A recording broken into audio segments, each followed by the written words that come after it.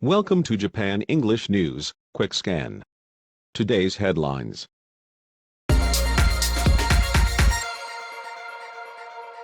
Japan's airports busy with year-end travelers. The rush of year-end travelers headed for hometowns or vacations is hitting its peak on Wednesday in Japan. Airports and train stations are less crowded than a usual holiday season but busier than last year when the coronavirus pandemic caused the number of travelers to plunge. Tokyo's Haneda Airport was bustling from early in the morning. Long lines formed at facilities offering PCR and antigen tests as people had made reservations to be tested before boarding. Tokyo stocks down on profit-taking after Nikkei hits one-month high. Tokyo stocks closed lower Wednesday as investors locked in profits on technology and other issues after the benchmark Nikkei rose to a one-month high the previous day.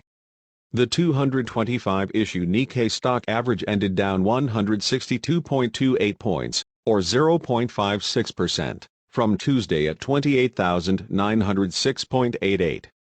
The broader Topix index finished 6.03 points, or 0.3%, lower at 1,998.99. Decliners were led by rubber product, food, and electric appliance issues. COVID spread prompting NPT conference postponement. The review conference of the Treaty on the Non-Proliferation of Nuclear Weapons that begins January 4 is expected to be postponed due to the spread of the coronavirus in the United States. The roughly four-week meeting was scheduled to take place at the United Nations headquarters in New York. Sources say parties to the treaty will discuss rescheduling the conference within a few days. Kishida's Omicron flip-flops raising concerns in Japan. Japanese Prime Minister Fumio Kishida's flip-flops over measures to fight the Omicron coronavirus variant have raised concerns about how he steers his government. There are problems with governance at the Prime Minister's office, one official said. On Monday, the Education Ministry withdrew its policy of not allowing close contacts with Omicron carriers to take regular entrance examinations for universities, high schools and junior high schools.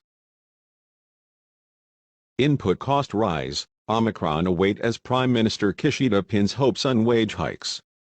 Japanese Prime Minister Fumio Kishida is counting on companies to raise wages to accelerate wealth redistribution, the centerpiece of his push for a new form of capitalism. Companies will need to factor in a recovery in their earnings from the COVID-19 pandemic but also heftier energy and material costs and the unknown impact of the Omicron coronavirus variant when annual labor management wage negotiations begin in the spring of 2022.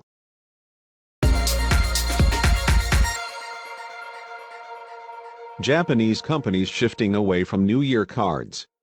More and more Japanese companies are shifting away from the traditional practice of sending Nengejo New Year's greeting cards to their business partners and clients.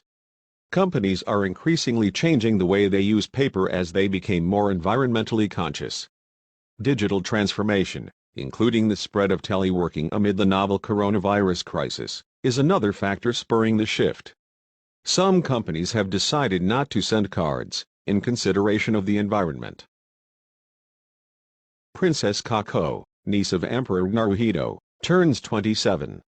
Princess Kako, the niece of Japanese Emperor Naruhito, turned 27 on Wednesday, following another year of restrictions to official duties due to the ongoing novel coronavirus pandemic.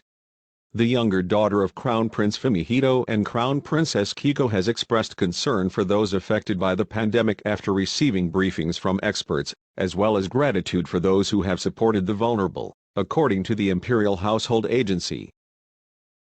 Japan's Emperor to release New Year's video message on Saturday. Japan's Emperor Naruhito will release a video message on Saturday, New Year's Day, to offer greetings to the public, the Imperial Household Agency said Wednesday. The message will be posted on the agency's website at 5:30 a.m. Saturday. It will substitute for the Emperor's New Year's greeting to the public at the Imperial Place, usually held on January 2. The New Year's public appearance will be cancelled for the second straight year due to the COVID-19 pandemic. Otani wins Associated Press Male Athlete of Year Award. Most of the time in professional sports, It's easy to think it's all been done before. With so many fine-tuned athletes constantly pushing each other to the peak of human potential, we can experience unprecedented demonstrations of sporting brilliance every week of our lives. But it's truly rare to witness anything that isn't fundamentally just a better, more prolific version of something we've already seen. That's why Shohei Ohtani and the Angels' two-way superstar is the winner of the Associated Press Male Athlete of the Year award. Thank you for listening. See you tomorrow.